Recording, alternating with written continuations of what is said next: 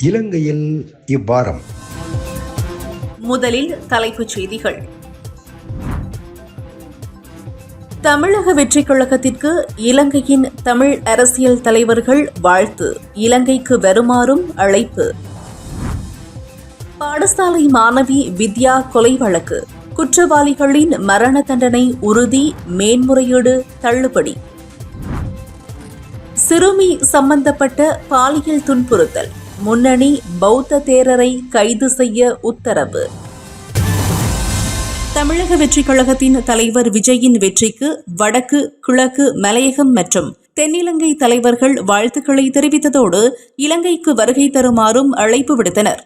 தமிழக வெற்றிக் கழகத்தின் தலைவராகிய கௌரவ விஜய் அவர்களுக்கு என்னோட மனமார்ந்த வாழ்த்துக்களையும் பாராட்டுகளையும் நான் இந்த இடத்துல தெரிவிச்சுக்கிறேன். ஜோசப் விஜய் சந்திரசேகர் அவர்கள் தமிழக வெற்றி கழகம் கட்சி வெற்றியிட்டிருக்கிறது. அதுக்கான மகிழ்ச்சியை நாங்கள் தமிழ் போக்குவரத்து கூட்டணி தலைவரிடம் தெரிவித்துக் கொள்ள விரும்புகிறேன். ஈழத்தமிழர்கள் சார்பாக தமிழ்நாட்டினுடைய தேர்தல் வரலாற்றில் பாரிய வெற்றியை உருவாக்கிய சகோதரர் விஜய் அவர்களுக்கு எங்களுடைய வாழ்த்துக்களை இந்த உயர்ந்த சபையினூடாக நான் தெரிவித்துக் கொள்கிறேன். தளபதி விஜய் அவர்களுக்கு என்னுடைய கட்சியின் சார்பில் நான் என்னுடைய வாழ்த்துக்களை நான் சமர்ப்பித்துக் கொள்ள விரும்புகிறேன். வடக்கின் யாழ்ப்பாணம், மலையகத்தின் புசல்லாவை உள்ளிட்ட பல இடங்களில் விஜயின் வெற்றியை கொண்டாடும் வகையில் பல்வேறு நிகழ்வுகள் இடம்பெற்றன. சில இடங்களில் கேக் வெட்டியும் பூசை வழிபாடுகளை நடத்தியும் அன்னதானம் வழங்கியும் தமிழக வெற்றிக் கழகத்தின் தேர்தல் வெற்றியை இலங்கை தமிழ் மக்கள் கொண்டாடினர்.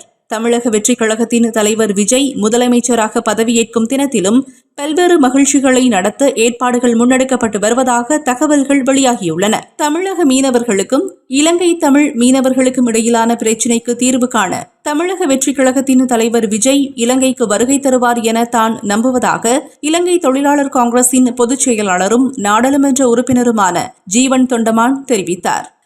என்னோட தனிப்பட்ட அபிப்பிராயம், அமைச்சராக இருக்க காலப்பகுதியில் அதிகமான அளவு தமிழ்நாட்டுக்கு விஜயம் மேற்கொண்டிருந்தேன். அப்போ நாங்கள் பார்த்த ஒரு விஷயம், முக்கியமான பிரச்சனை கச்சத்தீவு கிடையாது. முக்கியமான பிரச்சனை முதலாவதாக அங்கே முகாமில் வாழும் நம்ம தமிழ் சொந்தங்கள். அது மட்டும் இல்லாமல் இன்றைக்கி இருக்கிற சூழலை பொறுத்த வரைக்கும் மீனவர் பிரச்சனை இன்னும் தொடர்ச்சியாக தான் போயிட்டுருக்கு. ஆனால் தமிழ்நாட்டு அரசியலை பொறுத்த வரைக்கும் ஒரு விழிப்புணர்வு நாங்கள் கட்டாயம் அவங்களுக்கு வழங்கி ஆகணும். அது என்னவென்றால், அங்கே இந்த மீனவர் பிரச்சனையை பொறுத்த வரைக்கும் அது தமிழர்களுக்கும் இராணுவத்துக்கோ இல்லாட்டி தமிழர்களுக்கும் சின்னவர்களுக்கும் நடக்கிற பிரச்சனை கிடையாது. இது தமிழ்நாட்டில் வாழ்கிற தமிழர்களுக்கும் இலங்கையில் வாழ்கிற தமிழக மீனவர்களுக்கும் இருக்கிற ஒரு முரண்பாடு. ஆனால் இதுவரைக்கும் அது ஒரு தீர்வு கண்டது கிடையாது. ஆகவே இப்போ அவரின் புதிய ஆட்சிக்கு அடியில் கட்டாயம் அவர் இலங்கை வருகை தருவார்னு நாங்கள் எதிர்பார்க்குறோம். ஒரு புதிய உறவை ஆரம்பித்து அது மூலியமாக இந்த தீர்வுகளை பெற்றெடுக்கலான்னு நான் நம்புகிறேன். அதே மாதிரி மலையக மக்கள் சம்பந்தமாகவும் நாங்கள் இந்த நாட்டில் 200 வருஷமாக இருக்கோம். பல்வேறு பிரச்சனைகளுக்கு நாங்கள் முகம் கொடுத்துருக்கோம். ஆனால் இந்த நாட்டை விட்டு வெளியே வந்தால் எங்களையும் இலங்கை தமிழர்களாக தான் நிறைய பேர் பார்க்குறாங்க. அது தவறு கிடையாது. ஆனால் எங்களுக்குன்னு ஒரு தனிப்பட்ட அடையாளம், தனிப்பட்ட வரலாறு இருக்குது. அப்படி இருக்கும்போது மலையக மக்களோட அங்கீகாரமும் தமிழக அரசாங்கம் வழங்கும்னு நான் எதிர்பார்க்குறேன். தமிழக அரசோடு இணைந்து பணியாற்ற காத்திருப்பதாக நாடாளுமன்றத்தில் வாழ்த்துச் செய்தியை பகிர்ந்த இலங்கை தமிழரசு கட்சியின் ராசமாணிக்கம் சாணக்கியன் தெரிவித்தார். இலங்கை தமிழரசு கட்சி தமிழ் மக்களுடைய இலங்கையிலே உள்ள பிரதான கட்சி என்றதின் அடிப்படையிலே வரலாற்று சாதனை படைத்த தமிழக வெற்றி கழகத்தினுடைய தலைவர் தளபதி விஜய் அவர்களுக்கு என்னுடைய வாழ்த்துக்களை முதலாவது இந்த பாராளுமன்றத்தை நான் தெரிவித்துக் கொள்கின்றேன். தமிழ்நாடு மக்களோடும் தமிழ்நாடு அரசோடும் ஈழத்தமிழருடைய பிரச்சனைகள் சம்பந்தமாக நாங்கள் வேலை செய்வதற்கு காத்துக் கொண்டிருக்கிறோம் என்ற செய்தியும் சொல்லி, இதேவேளை ஊடக அறிக்கையொன்றை வெளியிட்டு வாழ்த்து தெரிவித்திருந்த தமிழ் தேசிய பேரவை கடந்த காலங்களில் இலங்கை தமிழ் மக்களின் துயர் துடைக்க எவ்வாறெல்லாம் தமிழ்நாடு துணை நின்றதோ அதே போன்றதொரு உறுதியான ஆதரவை விஜயிடம் இருந்தும் எதிர்பார்ப்பதாகவும் குறிப்பிட்டிருந்தது. இதேவேளை ஸ்ரீலங்கா பொதுஜன பெரமுன கட்சியின் நாமல் ராஜபக்ச விஜயின் புதிய பயணத்திற்கு வாழ்த்து தெரிவித்ததோடு நடிப்பை விடவும் அரசியல் செய்வது மாறுபட்ட ஒன்று என்பதை விஜய் புரிந்து செயற்பட வேண்டும் என வலியுறுத்தினார். එතුමාට සුබපතලා මොකද එතුමා දේශපාලන අලුත් කෙනෙක්. ඉතින් කලා ජීවිතෙන් දේශපාලනට ඇවිල්ලා ඉතාමත් කෙටි කාලයක් තුලදී ජයග්‍රහී මාවතකට යොමු වෙන්න හැකියාව ලැබිලා තියෙනවා. ඉතින් අපි එතුමාට සුබපතනවා. ඒ වගේම එතුමා මතක තබා ගත යුතුයි රංගපානට වඩා වෙනස් දේශපාලනය. මේකේ යථාර්ථයට මුහුණ දෙන්න ඕනේ. ඉතින් චිත්‍රපටි හරි ලේසි. මොකද අපි ලංකාවෙත් දැක්කනේ කලාකරුවෝ සමහර නළුවෝ ඇවිල්ලා දේශපාලනට ආවම තේරුම් ගත්තා අන්තිමට අපි ඔක්කොම යාළුවෝ කියලා පොලිසියේ හිටපු දැන් මේ ආණ්ඩුවේ ප්‍රධාන තනතුරු ඉන්න අයත් එක්ක වළං හොදන්නක් කතා කරුවා. ඉතින් එහෙම නොවි එතුමා දීපු පොරොන්දු ඉෂ්ට කරොත් ඉෂ්ට කරන්න එතුමාට ශක්තිය ලැබෙන්න කියලා අපි ප්‍රාර්ථනා කරනවා. මොකද එහෙම නැත්නම් අපේ ආණ්ඩුව වගේ වෙනවා ඒත්. இந்திய அரசியல் மேடைகளில் கச்சத்தீவு மிகப்பெரிய பேசுபொருளாகியது. அவருக்கும் அந்த விடயம் தொடர்பில் எண்ணம் ஒன்று இருந்தது. அது தொடர்பில் என்ன சொல்ல விரும்புகிறீர்கள் என நாமல் ராஜபக்சவிடம் ஊடகவியலாளர்கள் கேள்வி எழுப்பியிருந்தனர். අපි එතුමාට ආරාධනා කරනවා ලබන අවුරුද්ද පෙබරවාරි මාර්තුවල කච්චතිව් මංගල්‍යය තියෙනකොට වීසා එකක් අරගෙන එන්න පුළුවන්. එතුමාට ඇවිල්ලා ලංකාවට ඇවිල්ලා කච්චතිව් මංගල්‍යයට සම්බන්ධ වෙන්න පුළුවන්. මම හිතන්නේ පළවෙනි එක එතුමා ඒ තමන්ගේ ප්‍රාන්තේ මොකද මේක ඉන්දියානු මධ්‍යම රාණ්ඩුව නෙවෙයිනේ. ප්‍රාන්ත රජය. ඉතින් ප්‍රාන්ත රජයකට කොහොමත් ලංකාව ගැන තීන්දුව తీරන ගන්න බෑ. ඔහු ප්‍රාන්තය ගැන තීන්දුව తీරන ගන්න පුළුවන්. ඉතින් ප්‍රාන්තේට වෙච්ච පොරොන්දු එතුමා ඉටු කරන්න ඕනේ. එහෙම නැත්නම් මේ අපේ ආණ්ඩුව ලංකාවට ලංකා ජනතාවට පොරොන්දු වෙච්ච ඒවට හාත්පසින් වෙනස් සේවා කරනවා වගේ එතුමාට දේශපාලනය කරන්න බෑ. ඒ හින්දා ඒ ප්‍රාන්තේ තමන් පොරොන්දු වෙච්ච ඉටු කරන්න. ඉතින් කච්චතීව කියන්නේ ලංකාවේ කොටසක්. ඉතින් එතුමාට පුළුවන් ලංකාවට සංචාරකයෙක් විදිහට ඇවිල්ලා ලබන අවුරුද්දේ මාර්තු පෙබරවාරි වල කච්චතීව මංගල්‍ය තියෙනවා. ආශිර්වාද ලබාගෙන යන්න.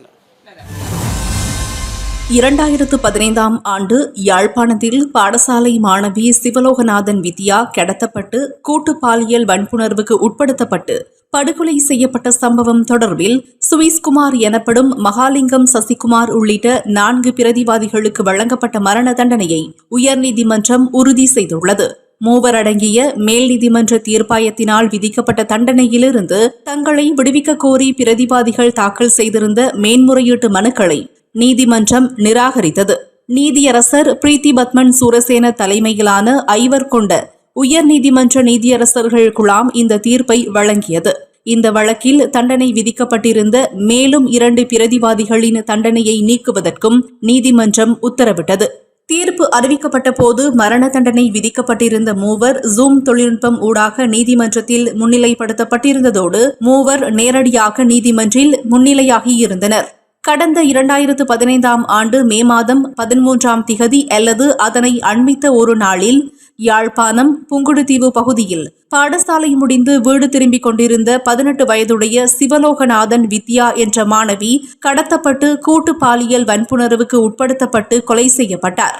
இந்த சம்பவம் தொடர்பில் சந்தேக நபர்களுக்கு எதிராக சட்டமா அதிபரால் யாழ்ப்பாணம் 3 அடங்கிய மேல் நீதிமன்ற தீர்ப்பாயத்தில் வழக்கு தாக்கல் செய்யப்பட்டது. 2017ஆம் ஆண்டு இந்த வழக்கை விசாரித்த யாழ்ப்பாண மேல் நீதிமன்றம் பூபாலசிங்கம் ஜெயக்குமார், பூபாலசிங்கம் தவக்குமார், மகாலிங்கம் சசிதரன், தில்லைநாதன் சந்திரஹாசன், சிவதேவன் துஷ்யந்த், ஜெயதரன் கோகிலன், சுவிஸ்குமார் எனப்படும் மகாலிங்கம் சசிகுமார் ஆகிய 7 சந்தேக நபர்களை குற்றவாளிகளாக கண்டு அவர்களுக்கு மரண தண்டனை விதித்து தீர்ப்பளித்தது. அந்த தண்டனையிலிருந்து தங்களை விடுவிக்குமாறு கோரி 7 குற்றவாளிகளும் உயர்நீதிமன்றத்தில் மேன்முறையீடு செய்திருந்தனர். இந்த மேன்முறையீட்டு விசாரணை நடைபெற்றுக் கொண்டிருந்த காலப்பகுதியில் குற்றவாளிகளில் ஒருவர் உயிரிழந்தமை குறிப்பிடத்தக்கது. ஒரு சிறுமி சம்பந்தப்பட்ட கடுமையான பாலியல் துன்புறுத்தல் குற்றச்சாட்டுகள் தொடர்பாக முன்னணி பௌத்த தேரரான பல்லேகம ஹேமரத்னவை கைது செய்யவும் அவருக்கு பயண தடை விதிக்கவும் அனுராதபுரம் பிரதம நீதவான் சசிந்து விக்ரமரத்ன போலீசாருக்கு உத்தரவிட்டுள்ளார். அனுராதபுரத்தில் உள்ள மிக முக்கியமான 8 பௌத்த புனித தலங்களை நிர்வகிக்கும் அட்டமஸ்தானாதிபதியாக குறித்த தேரர் செயற்படுகின்றார். தேசிய சிறுவர் பாதுகாப்பு அதிகார சபை அளித்த விளக்கத்தை தொடர்ந்து பாதிக்கப்பட்ட சிறுமியின் தாயாரையும் சந்தேகத்திற்குரிய தேரரையும் உடனடியாக கைது செய்து நீதிமன்றில் முன்னிலைப்படுத்த நீதிமன்றம் உத்தரவிட்டுள்ளது. பிரபல தேரர் தொடர்பில் சட்டத்தை நடைமுறைப்படுத்துவதில் போலீசார் தவறியதால் நேரடி விசாரணைகளை நடத்த அதிகார சபை தீர்மானித்ததாகவும் நீதிமன்றில் தெரிவிக்கப்பட்டுள்ளது. தேசிய சிறுவர் பாதுகாப்பு அதிகார சபையின் தலைவர் பிரீத்தி இனோகா ரணசிங்க, பிரதி தலைவர் பேராசிரியர் கிளிஃபோர்ட் பெரேரா மற்றும் சட்ட நடைமுறை பிரிவின் தலைவர் சட்டத்தரணி சஞ்சீவனி அபேகோன் ஆகியோரை உள்ளடக்கிய குழு அனுராதபுரத்திற்கு சென்று விடயங்களை நீதிமன்றில் சமர்ப்பித்தது. சந்தேகத்திற்குரிய தேரரின் அரசியல் மற்றும் மத அதிகாரத்தை அடிப்படையாக கொண்டு பல்வேறு தரப்பினர் இந்த சம்பவத்தை மூடிமறைக்க வலுவாக முயற்சி மேற்கொண்டதாக அதிகார சபையின் விசாரணை அதிகாரி ஒருவர் தெரிவித்துள்ளார். அனுராதபுரம் அட்டமஸ்தானாதிபதி பல்லேகம ஹேமரத்ன தேரரால் தான் முதலில் பாலியல் வன்கொடுமைக்கு உள்ளாக்கப்பட்டதாக அந்த சிறுமி விசாரணையின் போது போலீசாரிடம் தெரிவித்திருந்தார். இதற்காக தனது தாய்க்கும் தந்தைக்கும் அவ்வப்போது பணம் கொடுக்கப்பட்டதாகவும் அந்த சிறுமி மேலும் கூறியிருந்தார். இலங்கை போலீசார் விசாரணைகளை முன்னெடுப்பதாக தொடர்ச்சியாக தெரிவித்த போதிலும் சந்தேகத்திற்குரிய தேரர் கைது செய்யப்படவில்லை. ஆதாரம் இல்லாமல் எவரையும் கைது செய்ய முடியாது என சந்தேகத்திற்குரிய தேரரை கைது செய்ய தவறியது குறித்து கேட்டபோது போலீஸ் ஊடக பேச்சாளர் FUK வுட்லர் ஊடகங்களிடம் கூறியிருந்தார். சிறுமியை பரிசோதித்த கம்பஹா வைத்தியசாலையின் விசேட சட்ட வைத்திய அதிகாரி சிறுமி நிச்சயமாக கடுமையான பாலியல் துன்புறுத்தலுக்கு ஆளாக்கப்பட்டார் என்பதை உறுதிப்படுத்தியுள்ளார். மலையக பெருந்தோட்ட மக்களின் காணி உரிமையை வலியுறுத்தியும் பெருந்தோட்ட பகுதிகளில் தொழிலாளர்கள் மீது மேற்கொள்ளப்படும் தாக்குதல்களை கண்டித்தும் இலங்கை தலைநகர் கொழும்பில் கவனஈர்ப்பு ஆர்ப்பாட்டம் ஒன்று முன்னெடுக்கப்பட்டது. கொழும்பு 5 லாம்பு சந்தியில் இந்த போராட்டம் இடம்பெற்றது. நாம் மலையகம் அமைப்பின் ஏற்பாட்டில் நாம் நீலகாமம் எனும் துணிப்பொருளில் இந்த அறவழி போராட்டம் இடம்பெற்றது. அண்மையில் ரத்தினபுரி மாவட்டத்தின் காவத்தை நீலகாமம் தோட்டப்பகுதியில் முகக்கவசம் அணிந்த நபர்களால் நபரொருவர் தாக்கப்பட்டு அவரது குடியிருப்புக்கும் சேதம் விளைவிக்கப்பட்டது. இந்த அடக்குமுறைகளுக்கு எதிர்ப்பு தெரிவிக்கப்பட்டதோடு மலையக மக்களின் காணி உரிமையை உறுதிப்படுத்துமாறும் கோரிக்கை விடுக்கப்பட்டது. முன்னாள் ராணுவ உறுப்பினர், ஓய்வு பெற்ற ராணுவ உறுப்பினர்களை கொண்ட குழு ஒன்று தாக்குதல் நடத்துச்சு. ஆனா இந்த குழு யாருன்னு சொல்லி பார்த்தா இந்த தோட்ட நிர்வாகத்தால் நடத்தி செல்லப்படுகின்ற ஒரு குழு. இந்த குழு கருப்பு கலர் ஆடைகள் அணிந்து அதே நேரம் ஹெல்மெட்டுகளை போட்டு வந்து இந்த தாக்குதல் நடத்தினதில் 2 பேர் காயமடைந்திருந்தாங்க. இந்த சம்பவத்தை அடிப்படையாக கொண்டு நாங்கள் ஒட்டுமொத்த மலையகத்துக்குமான உரிமை போராட்டமாக தாங்க இந்த போராட்டத்தை ஆரம்பித்திருக்கிறோம். அதாவது காணி உரிமை வேண்டும். முதல்ல எங்களோட கோரிக்கை அந்த ராணுவ உறுப்பினர்களை கொண்டு, முன்னாள் ராணுவ உறுப்பினர்களை கொண்ட அந்த குழுவை உடனடியாக வெளியேற்ற வேண்டும். அதற்கு காலக்கெடு விதிக்கின்றோம் 21 நாட்கள். இந்த 21 நாட்களுக்குள் நிச்சயமாக வெளியேற்ற வேண்டும், அல்லது இந்த பிரச்சனை சர்வதேசமயப்படுத்தப்பட்டு ஒரு நீதி கோரும் பிரச்சனையாக மாற்றப்படும். அதே நேரம் காணி உரிமை, வீட்டுரிமை இந்த மக்களுக்கு வழங்கப்பட வேண்டும். இதுதான் எங்களோட பிரதான கோரிக்கைகளால். தோட்டப்பகுதிகளில் முன்னாள் ராணுவ உறுப்பினர்களை பாதுகாப்பு பணியில் ஈடுபடுத்துவதற்கும் இதன்போது எதிர்ப்பு வெளியிடப்பட்டதோடு அவர்களை உடனடியாக தோட்டங்களிலிருந்து வெளியேற்ற வேண்டும் எனவும் கோரிக்கை விடுக்கப்பட்டது. இதேவேளை இந்த சம்பவத்திற்கு நவசம சமாஜ கட்சியின் மே தின நிகழ்வின் போதும் கடும் கண்டனம் வெளியிடப்பட்டுள்ளது. இந்த விடயம் தொடர்பில் அரசாங்கம் கண்டனத்தை கூட வெளியிடவில்லை என அந்த கட்சியின் மத்திய குழு உறுப்பினர் சுந்தரம் மகேந்திரன் தெரிவித்தார்.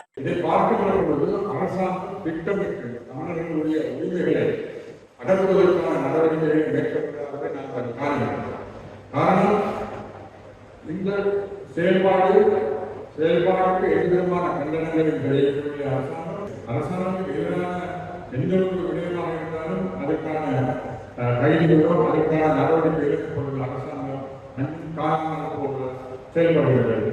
இதேவேளை இந்த விடயம் இலங்கை நாடாளுமன்றத்திலும் வாத பிரதிவாதங்களை தோற்றுவித்தது. ரத்தினபுரி மாவட்டத்தின் நீலகாமம் தோட்டம், ஹட்டன் மஸ்கெலியா மொக்கா மற்றும் நுவரலியா டெல்மார் ஆகிய தோட்டங்களில் தொழிலாளர்கள் மீது தோட்ட நிர்வாக தரப்பினரால் நடத்தப்பட்ட தாக்குதல்கள் தொடர்பில் எதிர்க்கட்சித் தலைவர் சஜித் பிரேமதாச, தமிழ் முற்போக்கு கூட்டணியின் தலைவர் மனோ கணேசன் மற்றும் இலங்கை தொழிலாளர் காங்கிரசின் பொதுச் செயலாளர் ஜீவன் தொண்டமான் ஆகியோர் இது தொடர்பில் எடுத்துரைத்தனர். மஸ்கெலியா மொக்கா மிட்லோதியன் தோட்டத்தில் கடந்த 5ஆம் திகதி சிவகுமார் என்ற தொழிலாளர் தாக்கப்பட்டுள்ளார். டெல்மார் நடுப்பிரிவு தோட்டத்தில் ஸ்ரீதரன் என்ற தொழிலாளரும் தோட்ட முகாமையாளரால் தாக்கப்பட்டுள்ளார் என ஜீவன் தொண்டமான் சுட்டிக்காட்டினார். மொக்கா மற்றும் டெல்மார் தோட்டங்களில் தொழிலாளர்கள் மீது நடத்தப்பட்ட தாக்குதல்களை மனோ கணேசனும் சுட்டிக்காட்டினார்.